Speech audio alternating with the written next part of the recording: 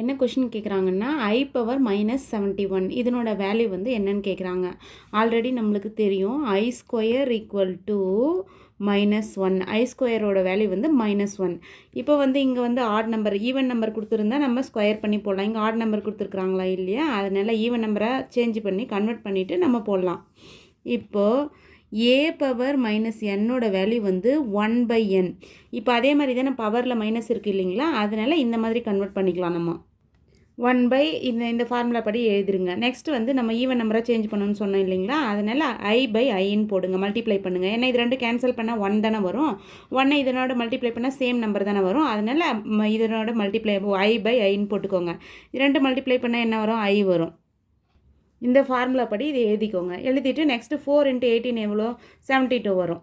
அப்போ பாருங்கள், இது i² வந்து -1, i² × i², -1 × -1 +1.